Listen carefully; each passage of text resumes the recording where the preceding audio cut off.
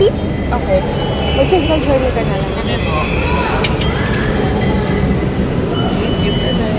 Let's go. Tapos. Usap sa kanan, para may daanan. Usap sa kanan.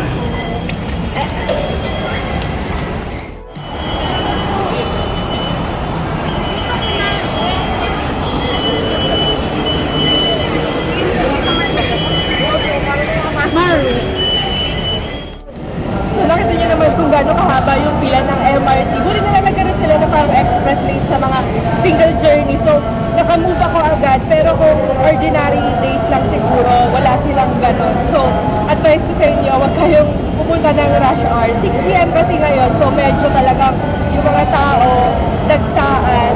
Pero ayun, this is my first time to commute again sa MRT for such a long time. As in, like, months or years. Pero kaya natin to.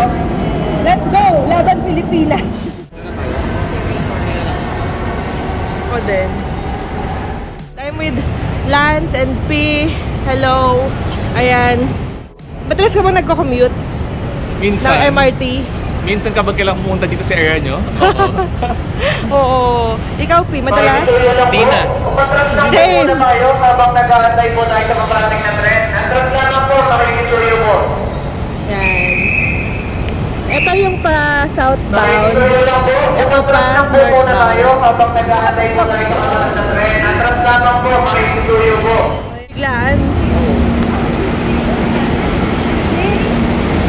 Ayan, so siksikan.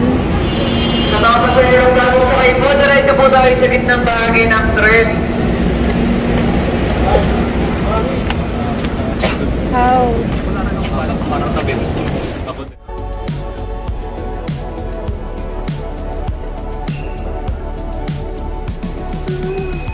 I'll update you later.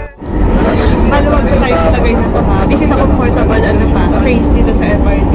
Naranasan ko dati nung talagang pre-pandemic era talagang sardines. Ngayon, ano pa to?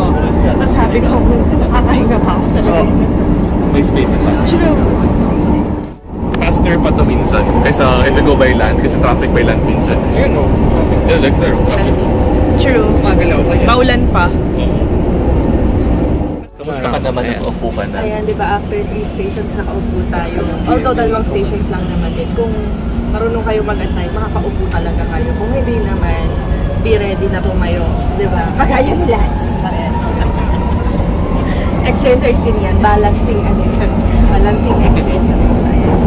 So, ayan. Do you have any idea na? So, you have an idea now how to commute in an MRT sa Manila. I hope makatulong tong video na to. Ayan. Yes, it's the rush hour pa. Yeah, rush hour pa to ha. Hindi kami namili lang nung comfortable yung mga tao para alam mo yun. This is the reality. And it's a Saturday pa. Pero, pang weekdays, I can't. But this is the sardines. It's really sardines. I can't. Ayan. This is not a maarte ha. I'm just lang. Reality. Sino ba naman ang gusto siksikan? Pinagpapawisan. Although this is mura and fast, you get what you pay for. Ito, ano na to, yung nakaahon-ahon na to, diba? Kanina siksikan to, diba? Ayan.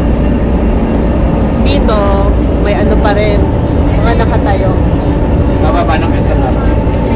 Next station na daw kami. I survived the MRT! I survived!